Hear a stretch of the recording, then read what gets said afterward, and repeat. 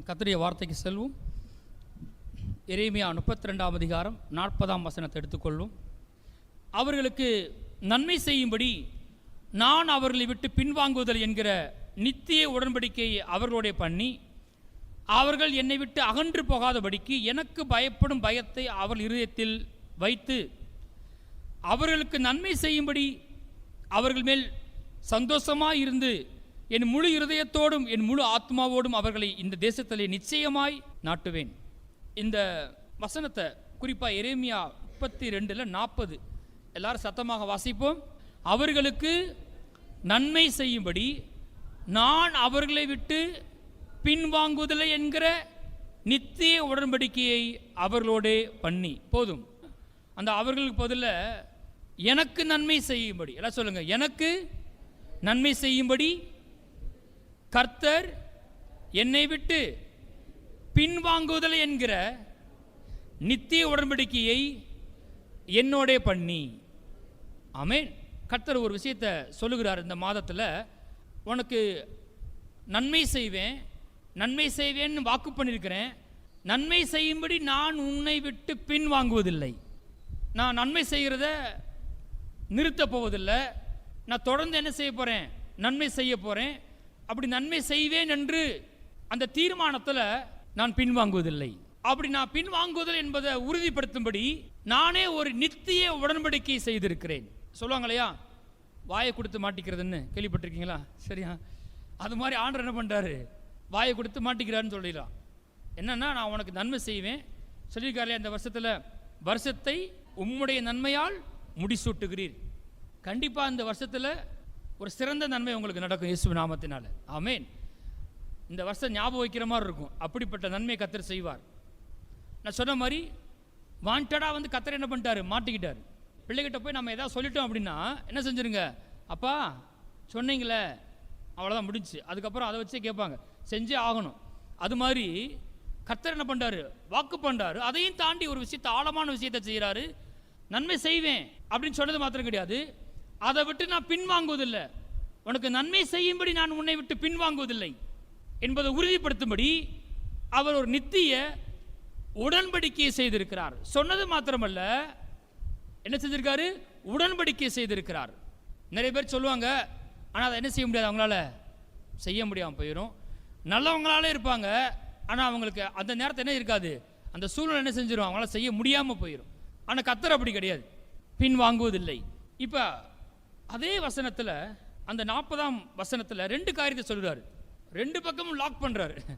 ஒன்று வந்து நமக்கு சில நேரம் யோசிக்கும் இல்லையா, ஆண்டவரே இந்த கிறிஸ்துவ ஜீவியத்தில் உம்மை பின்பற்றுவனா, உம்மை ஃபாலோ பண்ணுவனா, பார்த்தா நம்பிக்கை அப்படி இல்லை. நீங்கள் நல்லால தான் இருக்கிறீங்க, ஆனால் என்ன நினச்சாதான் கொஞ்சம் டவுட்டாக இருக்குது.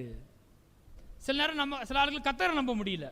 ரெண்டையுமே இந்த வசனம் சால்வ் பண்ணுது பாருங்க. முதல்ல ஒன்று சொல்றாரு ஆண்டவர், நான் உனக்கு நன்மை செய்வேன். சரி, ஓகே. அதை விட்டு நான் நன்மை செய்யும்படி உன்னை விட்டு பின்வாங்குவதில்லை என்பதை உறுதிப்படுத்தும்படிக்கு நான் ஒன்று செய்கிறேன். நானே வாண்டடாக வந்து உன்னிடத்தை என்ன செய்கிறேன்? உடன்படிக்கை செய்கிறேன். நான் உன்னை விட்டு பின்வாங்க மாட்டேன். இன்னொன்று, சரி ஆண்டவரே, ஆனால் நான் பின்வாங்கிடுவேனே அப்படின்னு சொன்னால் ஒரு விஷயத்தை செய்கிறாரு. நான் உனக்கு நன்மை செய்கிறது மாத்திரம் கிடையாது, அங்கே வாசிப்போம், அங்கே போட்டிருக்கு, அவர்களுடைய பண்ணி, நித்திய உடன்படிக்கை அவர்களுடைய பண்ணி அவர்கள் என்னை விட்டு அகன்று போகாதபடிக்கு. எப்படி எப்படி எப்படி? முதல்ல நான் உன்னை விட்டு என்ன செய்ய மாட்டேன்? பின்வாங்க மாட்டேன். சரிங்க ஆண்டவரே, நன்றி. ஆனால் நான் இப்போ கர்த்தர் சொல்றாரு, அவர்கள் என்னை விட்டு அகன்று போகாதபடிக்கு எனக்கு பயப்படும் பயத்தை அவர் இதயத்தில் வைத்து. இந்த பயம் என்னன்னா, பயந்து போய் ஆண்டு அடிச்சுவான அந்த பயம் கிடையாது.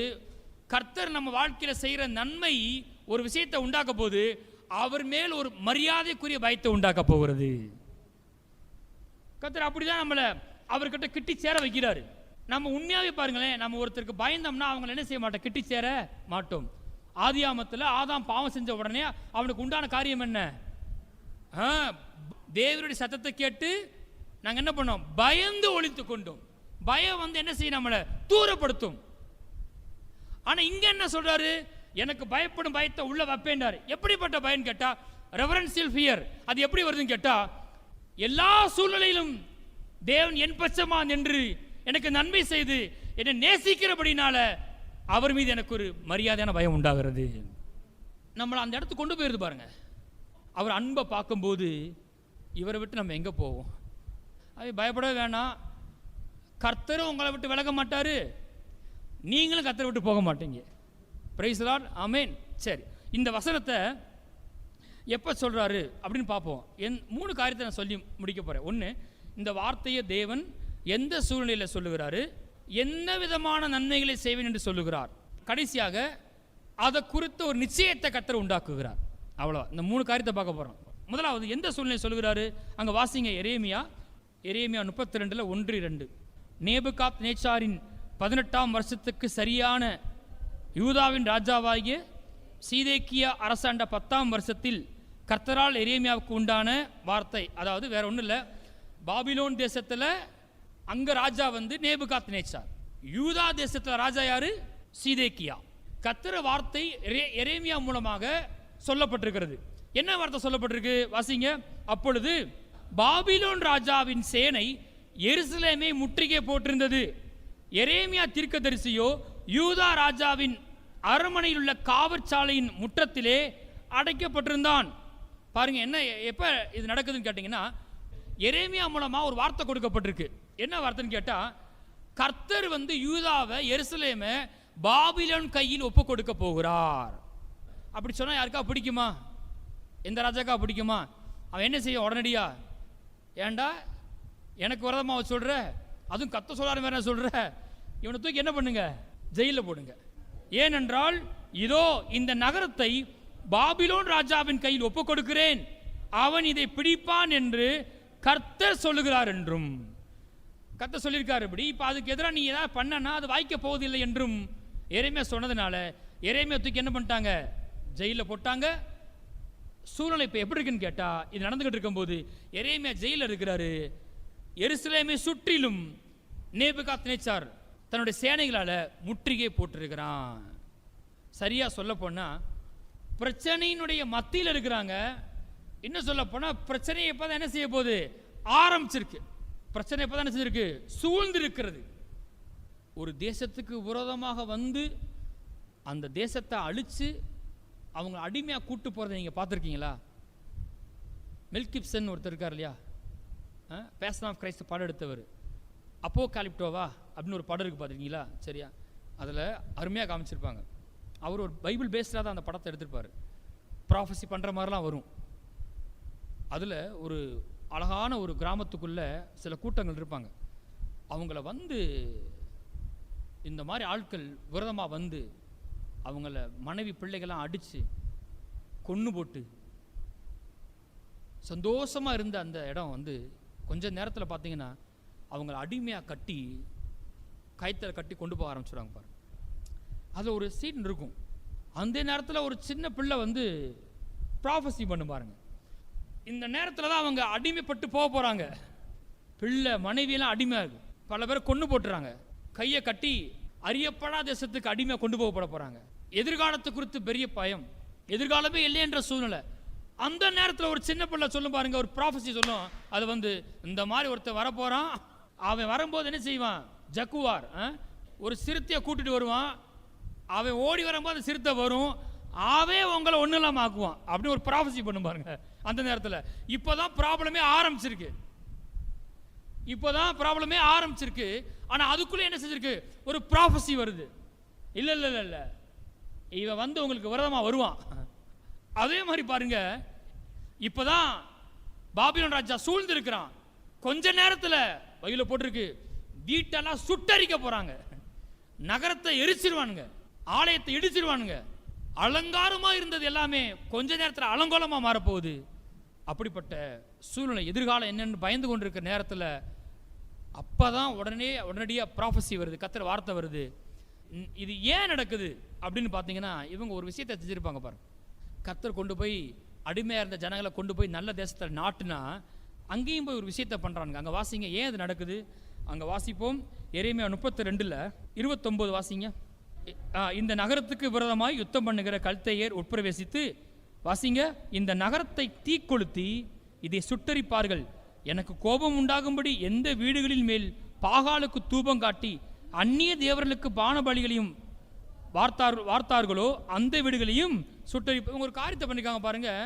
கர்த்தர் தான் இவங்களை விடுதலையாக்கி அழைச்சு கொண்டு வந்து ஒரு நல்ல தேசத்தை நாட்டி அவங்களுக்கு எல்லாத்தையும் கொடுத்தா, இவங்க கர்த்தரே மறந்து என்ன பண்றாங்க, பாகால்களை வணங்க ஆரம்பிச்சிட்டாங்க.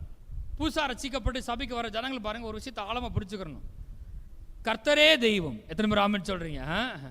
உன் தேவனாய கர்த்தரையே செவிக்க கடவீர்கள். அது கொஞ்சம் இடம் கொடுக்க கூடாது, ரொம்ப கரெக்டா இருக்கணும். உன் தேவனாய கர்த்தரையே செவிக்க கடவீர்கள். நானும் என் வீட்டாரும் என்றால் கர்த்தரையே செவிப்போம். யோசுவா கேட்கிறான், நதிக்கு அப்புறத்தில் உள்ள தேவர்களை செவிப்பீர்களோ? நீங்க எப்படி எனக்கு தெரியாது, ஆனா நானும் என் வீட்டாரும் என்றால் கர்த்தரையே செவிப்போம். எல்லாம் சொல்லுங்க, நானும் என் வீட்டாருமோ வென்றால் கர்த்தரையே சேவிப்போ. என்ன சொல்லி, அவர் தான் தெய்வம், வேற யாரையும் வணங்க மாட்டோம் நாங்க. அது ரொம்ப உறுதியா இருக்கணும். ஏதோ ஆரம்ப நாட்கள்ல எங்க வீட்டில் பாருங்க, ரசிக்கப்பட்ட ஆரம்பத்தில் அப்போதான் படிச்சுக்கிட்டு இருக்கேன் இல்லையா, 12th படிச்சுட்டு இருக்கிறேன் நான். அப்போ நம்மளை தான் மணி ஆட்ட சொல்லுவானுங்க, டிகி டிகி டிகின்னு பூஜை பண்ண நேரத்தில் என் கையில் மணியை கொடுத்துருவானுங்க. நம்ம அங்கே என்ன செய்யணும், அதான் நம்ம வேலை. அப்புறம் வேணுக்குனே வந்து பூசி விடுறது, அதை செக் பண்ணுவாங்க கொஞ்சம் நேரம் கழிச்சு. இந்த இதெல்லாம் கடந்து தான் வரணும்னு பாருங்கள். சரி, ஏதோ ஒரு இக்கட்டான நிலை இருக்கும்போது அங்கே வந்து நாம் நிர்பந்தப்படுத்தப்படுறோம். ஆனால் கொஞ்சம் கொஞ்சமாக நமக்கு ஒரு உரிமை இருக்குது பாருங்கள். கர்த்தர் எல்லாருக்கும் தனிப்பட்ட உரிமையை கொடுத்துருக்காரு. அதை தப்பாக பயன்படுத்தக்கூடாது. பாருங்கள், தகப்பன் தாய் என்ன செய்யணும், கனம் பண்ணணும். பிள்ளைகளே உங்கள் பெற்றோருக்கு கர்த்தருக்குள் கீழ்ப்படியும். ரெண்டுமே பேலன்ஸ் பண்ணணும், ரொம்ப முக்கியம். எப்படி பெற்றோருக்கு கீழ்ப்படியணும், ரொம்ப முக்கியமான காரியம். அட் த சேம் டைம் என்ன செய்யணும், கர்த்தருக்குள் கீழ்ப்படியணும். எந்த விஷயத்துலனா, கர்த்தரை தேடுற பிள்ளைங்க சபைக்கு வர்றீங்கன்னா எல்லா விஷயத்திலும் தாய் தகப்பனுக்கு என்ன செஞ்சிடணும், கீழ்ப்படிஞ்சிடணும். எத்தனை பேர் ஆமென் சொல்றீங்க? எல்லா விஷயத்துக்கும் கீழ்ப்படிஞ்சிடணும். ஆனால் கர்த்தர் காரியம் வரும்போது கர்த்தர் தான் எனக்கு முக்கியம். நான் சபைக்கு போவேன், தசமாம் கொடுப்பேன், நான் ஊழியம் பண்ணுவேன், நான் கர்த்தரை வார்த்தையை கேட்பேன். ஏன்னா அவங்கள நம்ம எதிர்க்கலை, அவங்களுக்கு இப்போ அன்னை செய்யல, அது தெரியலை. எல்லா விஷயத்திலும் நான் கீழ்ப்படுகிறேன் என் தாய் தகப்பனுக்கு.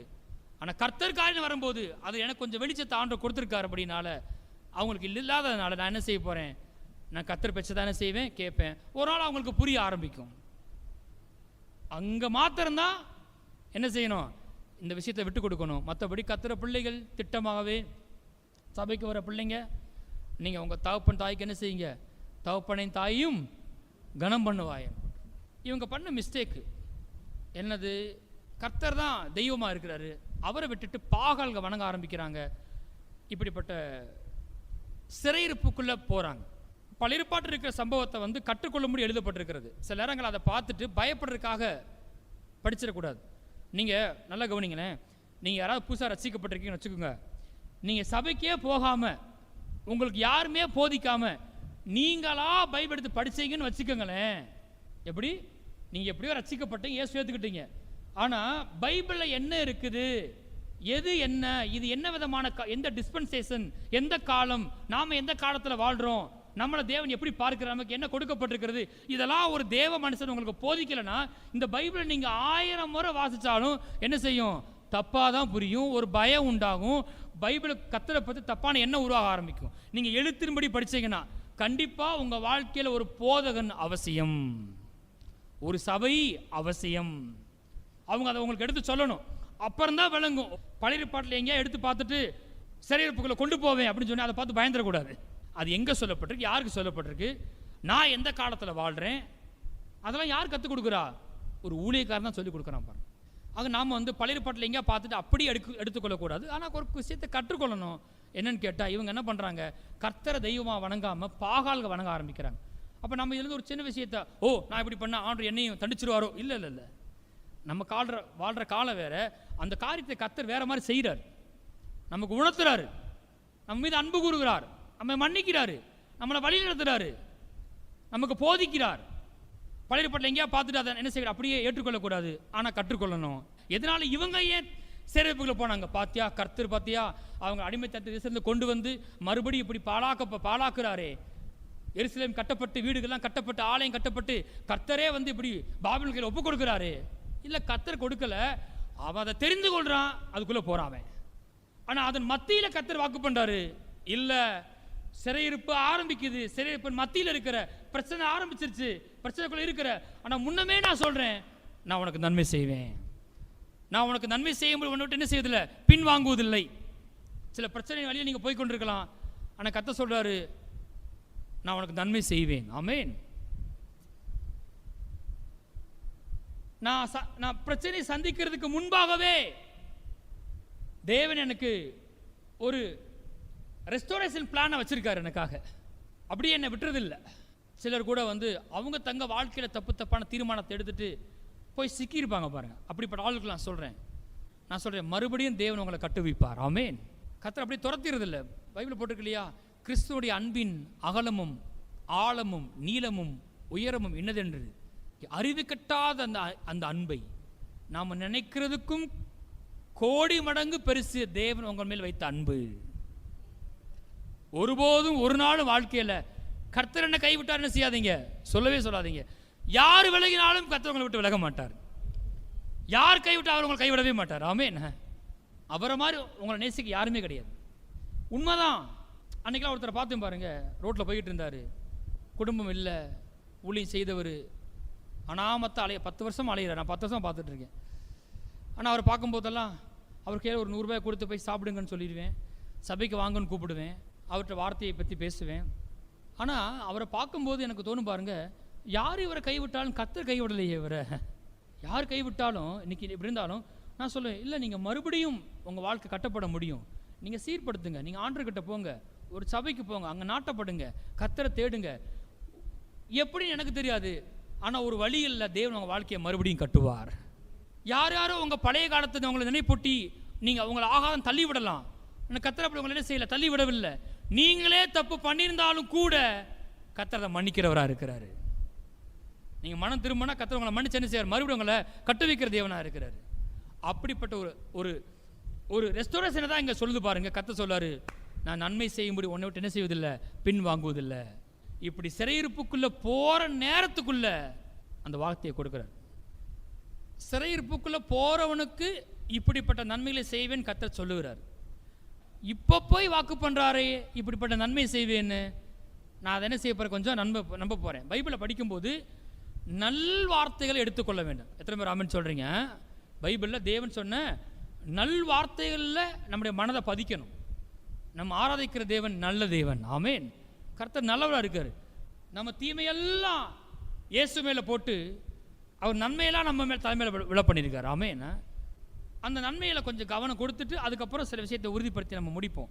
என்ன நன்மைகள் பார்க்கலாமா? அங்கே வாசிப்போம்.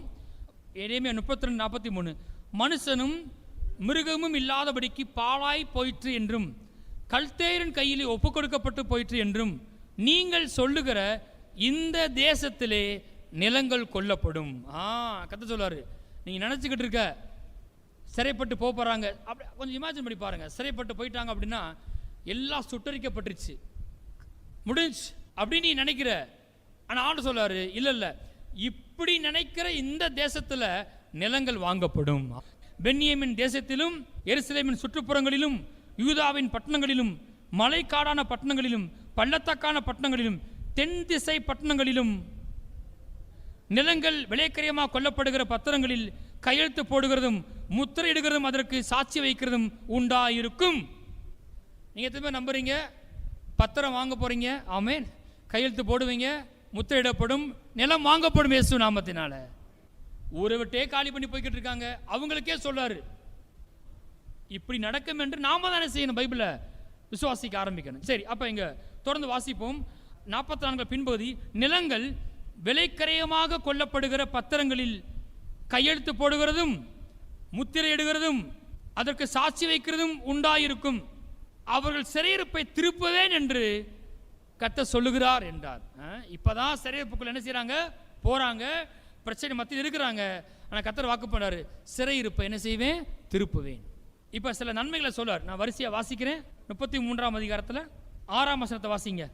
இதோ நான் அவர்களுக்கு சௌக்கியமும் ஆரோக்கியமும் வரப்பண்ணி அவர்களை குணமாக்கி அவர்களுக்கு பரிபூர்ண சமாதானத்தையும் சத்தியத்தையும் வெளிப்படுத்துவேன். பாருங்க, இப்ப ரொம்ப காயப்பட்டு குழப்பத்தில் எதிர்காலத்தை குறித்து கவலையோடு போய் கொண்டிருக்கிறாங்க. இனிமேல் நம்ம தேசத்துக்கு வருவோமா அப்படின்னு யோசிச்சு கொண்டிருக்கிறாங்க. ஆனால் கர்த்தர் முதல்ல வாக்கு பண்றாரு, இதோ நான் அவர்களுக்கு சௌக்கியத்தையும் ஆரோக்கியத்தையும் என்ன செய்வேன், வரப்பண்ணுவேன். என்ன சொல்லுங்க, கர்த்தர் எனக்கு சௌக்கியத்தையும் ஆரோக்கியத்தையும் வரப்பண்ணி என்னை குணமாக்கி எனக்கு பரிபூரண சமாதானத்தையும் சத்தியத்தையும் வெளிப்படுத்துவார்.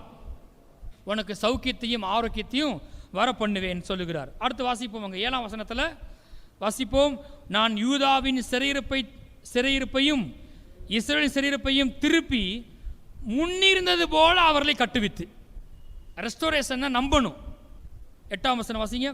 அவர்கள் எனக்கு விரோதமாய் குற்றம் செய்த அவர்களுடைய எல்லா அக்கிரமங்களுக்கும் அவர்களை நீங்களாக்கி சுத்திகரித்து, அவர்கள் எனக்கு விரோதமாய் குற்றம் செய்து எனக்கு விரோதமாய் துரோகம் பண்ணின அவர்களுடைய எல்லா அக்கிரமங்களையும் என்ன செய்வேன்?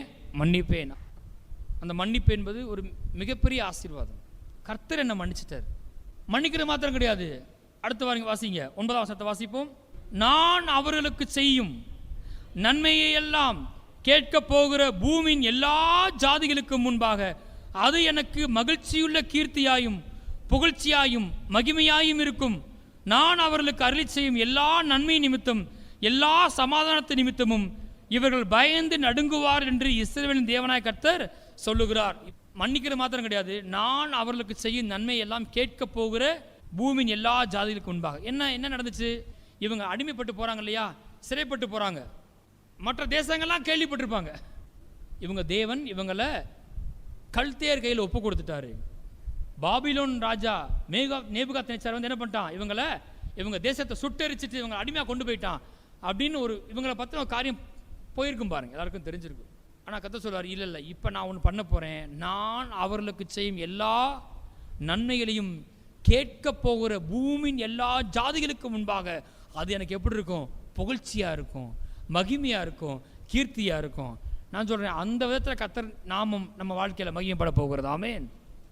அதை கேட்குறவங்க பயப்படுறாங்கன்னு போட்டிருக்கு. நான் அவர்களுக்கு அருளி செய்யும் எல்லா நன்மை நிமித்தம் எல்லா சமாதானத்து நிமித்தமும் பயந்து நடுவாரும் போட்டிருக்கு. அப்படிப்பட்ட நன்மையை கர்த்தர் செய்கிறாரு. ஆழமாக நாம் அதை நம்பணும் பாருங்க. அதுதான் ஆண்டவர் அறியாதவர்களுக்கு முன்பாக தேவன் நமக்கு செய்கிற நன்மை தான் ரொம்ப அதிக சத்தமாக பேசுது. நம்ம வாழ்க்கையில் கர்த்தர் செய்கிற நன்மை தான் மற்றவங்க அதை பார்க்கும்போது கர்த்தர் நாம மகிமைப்படுகிறது. ஸோ இப்படி செய்வேன் தேவன் சொல்லுகிறார். இப்போ தொடர்ந்து இன்னொன்று சொல்லுவார். வாசிப்போம் 10ஆம் வசனத்தை வாசிங்க. மனுஷன் இல்லாமலும் மிருகம் இல்லாமலும் அவாந்தர வழியாய் கிடக்கிறது என்று நீங்கள் சொல்லுகிற இவ்விடத்திலும் யூதாவின் பட்டங்களிலும் மனுஷனாவது மிருகமாவது இல்லாத பாழான எருசலேமின் வீதிகளிலும் வாசிப்போம். சத்தமாக எல்லாரும் வாசிங்க. இன்னும் களிப்பின் சத்தமும் மகிழ்ச்சியின் சத்தமும் மணவாளனின் சத்தமும் மணவாட்டின் சத்தமும் சேனைகளின் கர்த்தரை துதியுங்கள், கர்த்தர் நல்லவர், அவர் கிருபை என்று சொல்லுகிறவர்களின் சத்தமும் கர்த்தரே ஆலயத்துக்கு ஸ்தோத்திர பலிகளை கொண்டு வருகிறவர்களின் சத்தமும் கேட்கப்படும் என்று கர்த்தர் சொல்லுகிறார். அவர்கள் முன்னிருந்தது போலிருக்கும்படி தேசத்தின் சிறையிருப்பை திருப்பவேன் என்று கர்த்தர் சொல்லுகிறார். மறுபடியும் சொல்றார். எருசலேமின் வீதிகளில் யூதா பட்டணத்தில் மனுஷனும் இல்லை மிருகமும் இல்லை, பாழா போய் கிடக்குது. அது திரும்ப சரியாக முடியுமா? ஆனால் ஆண்டவர் சொல்றாரே, நம்புறதுக்கு கிரகிக்க முடியல தான். சுட்டரிக்கப்பட்டு கிடக்குது. அவர்கள் முன்னிருந்தது போல் இருக்கும்படி தேசத்தின் சிறையிருப்பை திருப்பவேன். சில காரியத்தை பேசுறாரு. அங்க மறுபடியும் என்ன வருமா? களிப்பின் சத்தமும் மகிழ்ச்சியின் சத்தமும் மணவாளின் சத்தமும் மணவாட்டின் சத்தமும் திருமண காரியங்கள் நடக்கும் சொல்றாரு ஆண்டவர். ஆமென். சேனையில் கர்த்தரை துதியுங்கள், கர்த்தர் நல்லவர், அவர் கிருபை என்றும் என்கிற சத்தமும் கேட்குமா? எல்லாம் சொல்லுவோம். சேனையில் கர்த்தரை துதியுங்கள், கர்த்தர் நல்லவர், அவர் கிருபை என்றும் உள்ளது. அப்படிப்பட்ட சத்தம் கேட்குமா? ஆமென். மறுபடியும் மனுஷனும் மிருகமும் இல்லாமல் அவாந்தர வெளியாய் கிடக்கிற விடத்திலும் எதற்கடுத்த பட்டணங்களிலும் ஆட்டு மந்தையை மேய்த்து மடக்குகிற மெய்ப்பொருளின் தாபரங்கள் உண்டாயிருக்கும் என்று சேனையின் கர்த்தர் சொல்லுகிறார். மலை தேசமான பட்டணங்களிலும் பள்ளத்தாக்கான பட்டணங்களிலும் தென் திசை பட்டணங்களிலும் பென்யமீன் நாட்டிலும் எருசலேம் சுற்றுப்புறங்களிலும் யூதாவின் பட்டணங்களிலும் ஆட்டு மந்தைகள் தங்களை தொகையிடர்களுடைய கைக்குள்ளா கடந்து வரும் என்று கர்த்தர் சொல்லுகிறார். பெரிய துரத்தப்பட்ட தூரமாக்கப்பட்ட ஜனங்கள் என்ன செய்வாங்க? திரும்ப வருவாங்க கர்த்தர் சொல்லுகிறார். பாருங்க, அதில் கர்த்தர் ரொம்ப வல்லவர். கொஞ்சம் யோசித்து பாருங்க. எருசலேம் அப்படிதான், இஸ்ரேல் தேசம் அப்படிதான் என்ன பட்டுச்சு? யூதரெல்லாம் சிதறிக்கப்பட்டாங்க. ஆனால் அப்படிப்பட்ட ஒரு தேசத்தை இஸ்ரேல் தேசம் மறுபடியும் உண்டானது. எங்கெங்கேயோ இருந்த யூதர் என்ன பண்ணாங்க? மறுபடியும் கர்த்தர் ஒன்று சேர்த்தார். அதில் கர்த்தர் ரொம்ப கெட்டிக்காரர். தூரம் போனதை, சிதறுண்டு போனதை, அது எங்கே இருந்தாலும் சரி அது இங்கே வரணும்னா கொண்டு வந்துடுவார். Praise the lord. ஆமென். ரொம்ப தூரமாக போன ஆளுக்கெல்லாம் கொண்டு வந்து ஒரு தேசத்தை எழுப்பிட்டார். ஒரு குடும்பத்தில் மாற்றத்தை உண்டாக்க மாட்டாரா? ஒரு சபையில் மாற்றத்தை உண்டாக்க மாட்டாரா? ஆத்தும மக்கள் கொண்டு வர மாட்டாரா? கண்டிப்பாக கொண்டு வருவார். 14 வாசிப்போம். இதோ நாட்கள் வரும் என்று கர்த்தர் சொல்லுகிறார், அப்பொழுது நான் இஸ்ரவேலின் குடும்பத்துக்கும் யூதாவின் குடும்பத்துக்கும் சொன்ன நல்வார்த்தையை நிறைவேற்றேன். ஆமென். எல்லாம் சொல்லுங்க. கர்த்தர் என் குடும்பத்துக்கு சொன்ன நல்வார்த்தையை நிறைவேற்றுவார். மறுபடியும் சொல்லுங்க. கர்த்தர் என் குடும்பத்துக்கு சொன்ன நல்வார்த்தையை நிறைவேற்றுவார். கடைசியா சொல்லுங்க. கர்த்தர் என் குடும்பத்துக்கு சொன்ன நல்வார்த்தையை நிறைவேற்றுவார். அக்கிரமத்தை மன்னிப்பேன், சௌக்கியத்தையும் ஆரோக்கியத்தையும் வர பண்ணுவேன், நிலங்கள் வாங்கப்படும், சரீரப்பை திருப்புவேன், முன்னிருந்தது போல கட்டுவிப்பேன், பயப்படத்தக்க நன்மையை செய்வேன், மற்றவங்க பார்த்து என் நாமத்தை குளோரிஃபை பண்ற அளவுக்கு ஓ வாழ்க்கையில் நன்மையை செய்வேன். அந்த நன்மை அதிக சத்தமா பேச போகுது. ஆமென். சத்தமே இல்லாத இடத்துல களிப்பின் சத்தத்தை உண்டாக்க போறேன். ஆமென். ஸ்தோத்திர பலி பெருக போகுது இயேசு நாமத்தினால. தூரத்திலிருந்து ஆட்களை மறுபடியும் கூட்டி சேர்க்க போறேன். நான் சொன்ன எல்லா நல்வார்த்தையும் நான் நிறைவேற்றுவேன். இப்ப தேவன் ஒரு விஷயத்தை சொல்லார், அதை மாத்த நான் சொல்லி முடிச்சிடுறேன். நம்புறீங்களா? நன்மை செய்யும்படி அவர் உங்களை விட்டு பின்வாங்குவதில்லை. இந்த நன்மையெல்லாம் செய்வா, நீங்க நம்புறீங்களா? ஆமென். கர்த்தரே மறுபடியும் ஒரு விஷயத்தை பண்றாரு. நான் சொன்னேன் இல்லையா, வாண்டடா என்ன செய்றாரு? அவரே மாட்டிக்கிறார். என்ன பண்றாரு? இதெல்லாம் நான் கண்டிப்பா செய்வேன் அப்படின்னு உறுதிப்படுத்த போறாரு. எப்படி? வாசிப்போம். எரேமியா 33 19 வசனத்தை வாசிங்க. பின்னும் எரேமியாவுக்கு கர்த்தர் வார்த்தை உண்டாகி, அவர் குறித்த நேரங்களில் பகற்காலமும் ராக்காலமும் உண்டாகாதபடிக்கு நீங்கள் பகற்காலத்தை குறித்து நான் பண்ணின உடன்படிக்கையும் ராக்காலத்தை குறித்து நான் பண்ணின உடன்படிக்கையும் அவமாக்கினால், அப்பொழுது என் தாசனாகிய தாவீதோடு நான் பண்ணின உடன்படிக்கையும் அவன் சிங்காசனத்தில் அரசாளும் குமாரன் அவனுக்கு இல்லாமல் போகும்படியாக அவமாகும். என் ஊழியக்காராகிய லேவியரோடும் ஆசாரியரோடும் நான் பண்ணின உடன்படிக்கையும் அப்பொழுது அவமாகும். அதாவது தேவன் ஒரு விஷயத்தை சொல்றாரு. நான் ஒரு உடன்படிக்கை செஞ்சிருக்கிறேன். என்ன உடன்படிக்கை? என்ன உடன்படிக்கை? நன்மை செய்யும்படி நான் உங்களை விட்டு பின் வாங்குவதில்லை என்கிற நித்திய உடன்படிக்கை செஞ்சிருக்கிறேன். இப்போ உடன்படிக்கை என்னன்னு பார்த்து முடிப்போம். அது கொஞ்சம் புரியணும். கர்த்தர் ஒரு கவனம் பண்ணியிருக்காரு, அக்ரிமெண்ட். பாருங்க, உதாரணத்துக்கு நீங்கள் ஒரு ஒத்தி வீட்டுக்கு போறீங்க, ஒரு நிலத்தை குத்தகைக்கு எடுக்கிறாங்கன்னா அப்படின்னா, ஒரு லேண்டை வாங்குறாங்க அப்படின்னு சொன்னால் என்ன செய்வாங்க? அக்ரிமெண்ட் போடுவாங்க. இத்தனை வருஷத்துக்கு இந்த லேண்டை நீங்கள் பயன்படுத்தலாம், இவ்வளவு கொடுக்கணும், இப்படி எழுதுவாங்க இல்லையா? அதே ஏமாத்திடுறாங்க இன்னைக்கு. அது வேற விஷயம். ஓனருக்கே தெரியாமல் வித்துட்டு போயிடுவாங்க. இப்படிலாம் இருக்குது. கரெக்டாக பயங்கரமான காரியங்கள்லாம் இருக்குது. அதை நம்ப முடியல அந்த அக்ரிமெண்ட்லாம். இது கவனன்ட், உடன்படிக்கை என்பது அந்த அக்ரிமெண்ட் போடுறதை பார்க்கிலும் ஒரு ஆழமான நிச்சயத்தை உண்டாக்குது, ஒரு உறுதியை கொடுக்குது. அது எப்படி நீங்க பார்ப்போம். நான் உங்களுக்கு நன்மை செய்யும்படி உங்களை விட்டு பின் வாங்குதல் என்கிற நித்திய உடன்படிக்கை பண்ணியிருக்கிறேன். இப்போ அதை நீங்க பிரேக் பண்ண முடியுமா? அதை நான் என்ன செய்ய மாட்டேன், பிரேக் பண்ண மாட்டேன், அதை விட்டு பின் வாங்க மாட்டேன், நிச்சயம் நன்மை செய்வேன். அதை நீங்க மாற்ற முடியுமான்னு கேட்டா, எப்ப மாற்ற முடியுமா? அங்க வாசிப்போம். 20 போட்டிருக்கு, குறித்த நேரங்களில் பகற்காலமும் ராக்காலம் உண்டாகாதபடிக்கு நீங்கள் பகற்காலத்தை குறித்து நான் பண்ணின உடன்படிக்கையும் ராக்காலத்தை குறித்து நான் பண்ண உடன்படிக்கையும் அவமாக்கினால். இங்க இருக்கிற யாராவது, நான் உங்களை கேட்கிறேன், நாளைக்கு காலையில் சூரியன் வரவிடாமல் பண்ண முடியுமா? இல்லை இன்னைக்கு நைட்டு வரவிடாமல் நான் செஞ்சிருவேன், சூரியன் இனிமேல் என்ன செய்யாது, மறையாது, நான் பார்த்துக்கிறேன் இன்னைக்கு ஒரு நாளைக்கு அப்படின்னு செய்கிற ஆள் யாராவது இருக்கிறீங்களா? அப்படி யாருமே கிடையாது. பகற்காலத்தை குறித்து ராக்காலத்தை குறித்து தேவன் என்ன பண்ணிருக்காரு? ஒரு உடன்படிக்கை செஞ்சிருக்காரு. எங்க பண்ணிருக்காரு தெரியுமா? ஆதியாம் 8ஆம் அதிகாரம் போங்க, இங்க கை வச்சுக்கோங்க. ஆதியாம் 8ஆம் அதிகாரத்தில் ஆதியாம் 8 22 வாசிப்போம். பூமியுள்ள நாளளவும் விதைப்பும் அறுப்பும் சீதளமும் உஷ்ணமும் கோடை காலமும் மாரிக்காலமும் வாசிப்போம் பகலும் இரவும் ஒளிவதில்லை என்று தம்முடைய உள்ளத்தில் சொன்னார். கர்த்தர் ஒரு சைக்கிளை உண்டாக்கிட்டாரு. இது கண்டிப்பா நடக்கும். விதைப்பும் அறுப்பும் பகலும் இரவும், இது கர்த்தர் வாயில சொன்ன வார்த்தை. அதை எஸ்டாப்ளிஷ் பண்ணிட்டாரு. இனிமேல் யாரும் அதை என்ன செய்ய முடியாது, மாற்ற முடியாது. இல்லை நான் இரவை ஸ்டாப் பண்ண போகிறேன், இனிமேல் இரவே வராது, பகலாக இருக்க போகுது அப்படின்னு யாராவது செய்ய முடியுமா கேட்டு யாராலும் செய்ய முடியாது. கர்த்தர் சேலஞ்ச் பண்ணாரு, நீ அதை மாற்று பார்ப்போம். நீ பகலை குறித்து நான் பண்ண உடன்படிக்கையும் இரவை குறித்து நான் பண்ண உடன்படிக்கையும் நீங்கள் அவமாக்கினால் நான் சொன்ன உடன்படிக்கையும் நீங்கள் அவமாக்க முடியும். அதை அவமாக்க முடியாது அப்படின்னா நான் தாவீது குடும்பத்துக்கு, என் ஜனங்களுக்கு, லேவியின் குடும்பத்துக்கு நன்மை செய்வேன் என்று சொன்ன அந்த உடன்படிக்கை உங்களை அவமாக்க முடியாது. எப்படி கனெக்ட் பண்ணுவார் பாருங்க ஆண்டவர். நீ அதை ஸ்டாப் பண்ணி பார்ப்போம். சரி, இந்த ஒரு உறுதி கொடுக்குறாரு. இன்னும் சின்ன ஒரு விஷயத்தை நான் சொல்லி முடிச்சிடுறேன். உடன்படிக்கைனா என்ன அப்படின்னு கேட்டால், உடன்படிக்கை என்கிற பதத்துக்கு எபிரேய பாஷையில் பெரித் என்ற வார்த்தை பயன்படுத்தப்பட்டிருக்கு. அப்படின்னா வெட்டுதல், காயம் உண்டாக்கல் அர்த்தம் பாருங்க. டு கட் அப்படின்னு அர்த்தம்.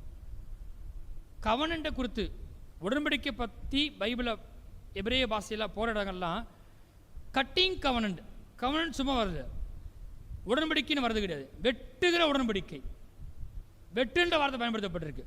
To cut. உடன்படிக்கைனால என்னன்னு கேட்டால் டு கட், வெட்டு உண்டாக்குறது, காயத்தை உண்டாக்குறது. பல விதத்தில் உடன்படிக்கை பண்ணுவாங்க பாருங்க.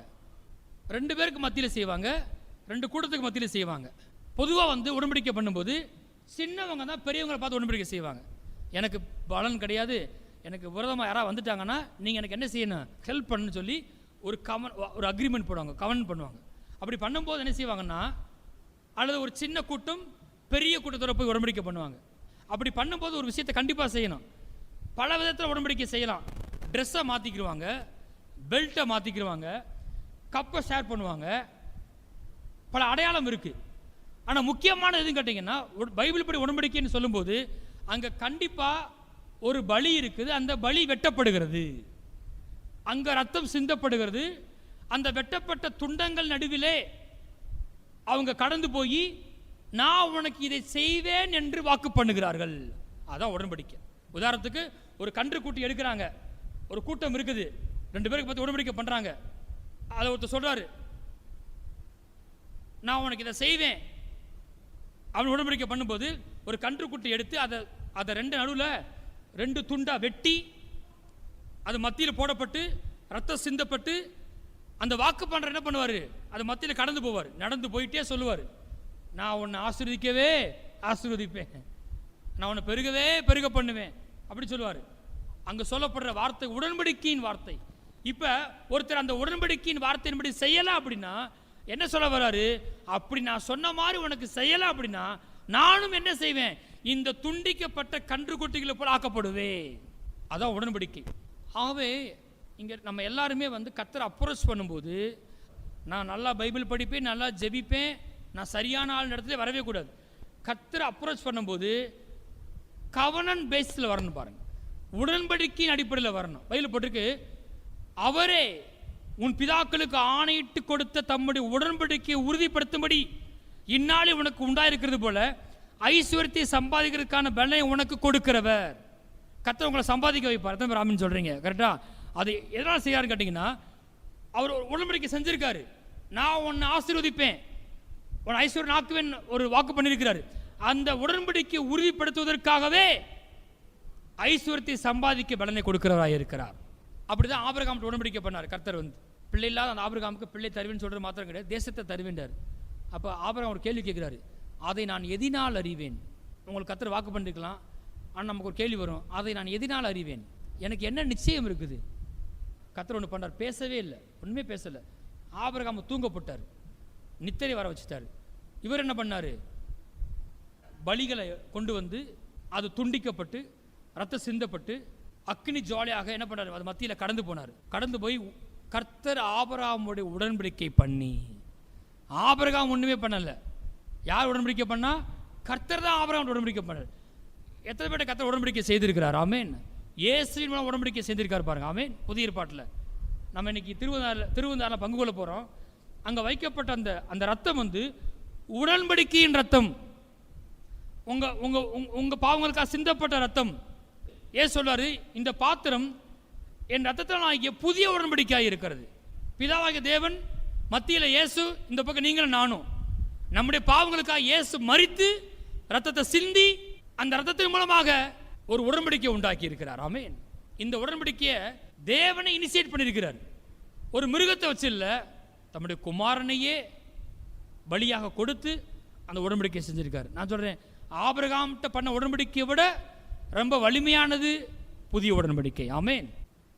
கடைசி வசனத்தை மட்டும் வாசிப்போம். அங்க எரேமியா 34:18 வாசிங்க.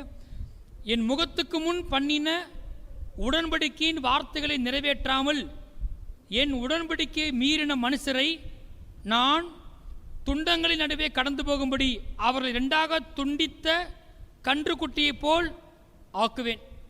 அந்த சீதேக்கிய ராஜா என்ன பண்ணுறான், இப்படி பாபிலோன் அரசாங்கம் வந்துருச்சு. அந்த சமயத்தை ஒரு காரியத்தை பண்ணுறாங்க. கர்த்தர் எப்பவுமே ஒரு விஷயத்தை வச்சுருந்தார். யாராவது அடிமையாக இருந்தானா அவனை என்ன செய்யணும், 7ஆம் வருஷத்தில் என்ன செஞ்சு அவனை விடுதலை ஆக்கிடணும். அவனை அடிமையாக வச்சிருக்கக்கூடாது. தங்களுடைய சகோதரன் சகோதரியை அடிமையாக வச்சிருக்கிறாங்க. கர்த்தர் சொன்ன பிரமாணத்தின்படி 7ஆம் வருஷத்தில் விடுதலை ஆக்குறாங்க. விடுதலை ஆக்குற மாதிரி ஆக்கிட்டு என்ன பண்ணிட்டாங்களாம், மறுபடியும் அவங்களை கூட்டு திரும்ப வேலைக்காரியாக வச்சுட்டாங்களாம். அப்படி விடுதலை ஆக்கும்போது ஒன்று பண்ணாங்களாம், உடன்படிக்கை பண்ணாங்களாம் கர்த்தருக்கு முன்பாக. எப்படி பண்ணாங்க, ஒரு கன்றுக்குட்டி எடுத்து அதை துண்டித்து ரத்தம் சிந்தப்பட்டு அது மத்தியில் கடந்து போய் இனிமேல் இவங்க என்ன செய்ய மாட்டோம், அடிமையாக வைக்க மாட்டோம் அப்படின்னு சொல்லி தான் விடுதலை ஆக்கி அனுப்பிச்சிருக்காங்க. ஆனால் என்ன பண்ணிட்டாங்க, அதை மறந்துட்டாங்க, மறுபடியும் அடிமை ஆக்கிட்டாங்க. அப்போ தான் கர்த்தர் டீல் பண்ணுறாரு. ஆமாம் வாங்க ராஜாக்கள் பிரபுக்கள் எல்லாம் வாங்க, என்ன பண்ணீங்க, எனக்குமே உடன்படிக்கை பண்ணீங்க, கன்றுக்குட்டி துண்டிக்கப்பட்டுச்சு, அதை வெட்டப்பட்டுச்சு, ரத்தம் சிந்தப்பட்டுச்சு, நடுவில் கடந்து போனீங்க. என்ன சொல்லிட்டு கடந்து போனீங்க, இனிமேல் என் சகோதரன் என்ன செய்ய மாட்டோம், அடிமையாக ஆக்க மாட்டோம் சொல்லிட்டு போனீங்க. ஆனால் இப்போ என்ன பண்ணுறீங்க, அது உடன்படிக்கையே மீறுறீங்க, உடன்படிக்கை வார்த்தையை மீறுறீங்க. கர்த்தரை பார்த்து சொல்றாரு, அங்கே போட்டிருக்கு, என் முகத்துக்கு முன் பண்ணின உடன்படிக்கையின் வார்த்தைகளை நிறைவேற்றாமல் என் உடன்படிக்கை மீறின மனுஷரை நான் அங்க துண்டாக துண்டிக்கப்பட்ட அந்த கன்றுக்குட்டிகளை போல் ஆக்குவேன். உடன்படிக்கை பண்ணிட்டு சொல்லிட்டு அதை மீறியா, நான் உன்னை இந்த மாதிரி ஆக்க போறேன் பாரு. நான் உங்களை கேட்குறேன், மனுஷன் பண்ண உடன்படிக்கை அவன் மீறும் போதே கர்த்தர் இவ்வளோ கோவப்பட்டு, ஏண்டா உடன்படிக்கை பண்ணிட்டு உடன்படிக்கையின் வார்த்தையை சொல்லிட்டு அதை மீறுறியா, உடன்படிக்கையை மீறுறியா, இப்போ நீ என்ன பண்ணப்படணும், அதே கண்ணுக்குட்டியை மேலே துண்டிக்கப்பட வேண்டும் அப்படின்னு சொல்லுவார்னா, நான் கேட்குறேன், அதை மனுஷன் செய்யும் போதே அதை ஒழுங்காக செய்யணும் கர்த்தர் சொல்லுவார்னா, அதை கர்த்தர் செய்யும் போது எவ்வளோ அதிகமாக பின்பற்றுவார். ஆமென். ஆகவே நான் சொல்லுகிறேன், நன்மை செய்யும்படி கர்த்தர் உங்களை விட்டு பின் வாங்குவதல் என்கிற உடன்படிக்கை செய்திருக்கிறார். இயேசுவின் மூலமாக அதை செஞ்சுருக்காரு. அதனால் கண்டிப்பாக ரெஸ்டோரேஷன் நடக்கும் இயேசு நாமத்தினால, எல்லா விதத்திலும் நடக்கும் இயேசு நாமத்தினால. கர்த்தர் இன்னைக்கு சொன்ன எல்லா நன்மைகளையும் அருளி செய்வாராக. இந்த மாதத்தில் இனி வருகிற மாதங்களில் இந்த வருஷத்தில் சொன்னபடியே நன்மையால் முடிசூட்டுவார். ஆமென். இந்த நன்மையெல்லாம் காண செய்வார். எழுந்திருப்போம். உங்களுக்கு தனிப்பட்ட விதத்தில் ஏதாவது ஒரு வாக்கு பண்ணியிருந்தார் அப்படின்னா சோர்ந்து போயிட வேண்டாம், நிச்சயம் அந்த நன்மையை நீங்கள் காண்பீர்கள். ஹல்லேலூயா. ஆமை துதிக்கிறோம். தகப்பனே, இந்த மாதத்தை நீர் நன்மையின் மாதமாக மாற்றுகிறதுக்கு ஆமுக்கு நன்றி. ஹல்லேலூயா. ஆமை ஸ்தோத்திரிக்கிறோம். நன்றி ஆண்டவரே, துதிக்கிறோம் துதிக்கிறோம். இந்த சபைக்கு எங்கள் குடும்பத்துக்கு நீர் சொன்ன எல்லா நல்வார்த்தையும் நீ நிறைவேற்றுகிறதுக்கு ஆமுக்கு நன்றி தகப்பனே. நீ ஸ்தோத்திரிக்கிறோம். துதிக்கிறோம் துதிக்கிறோம் துதிக்கிறோம் துதிக்கிறோம். அதுக்கு அடையாளமாக இந்த ரத்தம் இருக்கிறதப்பா. இது உடன்படிக்கையின் ரத்தம். நீர் உம்முடைய குமாரனையே கொடுத்து உடன்படிக்கை செய்திருக்கிறீர். நிச்சயமாகவே இந்த உடன்படிக்கையில் நாங்கள் பங்கு கொள்கிறோம் அப்பா. இதை பார்ட்டேக் பண்ணுகிறோம். நாங்கள் அந்த உடன்படிக்கையில் என்ட்ரு ஆகிறோம் கர்த்தாவே. எங்கள் நற்கிரியே கிடையாது. இன்னைக்கு இதை அனுசரிக்கிற ஒவ்வொருவரும் இந்த ரத்த உடன்படிக்கையில் பங்கு கொள்கிறோம். அப்படின்னால இந்த உடன்படிக்கை சொல்லப்பட்ட எல்லா வார்த்தையும் நிறைவேறும் இயேசு நாமத்தினால. சௌக்கியத்தையும் ஆரோக்கியத்தையும் வரப்பண்ணி நான் அவங்களை குணமாக்கி எழுதப்பட்டிருக்கிறது ஆண்டவரே. அப்படியே செய்கிறதுக்கு ஆமுக்கு நன்றி. நாங்கள் வாசித்த எல்லா நன்மையின் வார்த்தைகளும் பலிதமாக போவதுக்காக துதிக்கிற கர்த்தாவே. இந்த பிக்கப்பட்ட சரீரத்தையும் சிந்தப்பட்ட ரத்தத்தையும் இந்த கரத்தை கொடுத்து வாங்குகிறோம். புரிந்து கொண்டு தெரிந்து கொண்டு வரியோடு கனத்தோடு அனுசரிக்கிற கர்த்தாவே. ஆசீர்வதியும். இயேசுவின் நாமத்தில் ஜெபிக்கிறோம் பிதாவே. ஆமென்.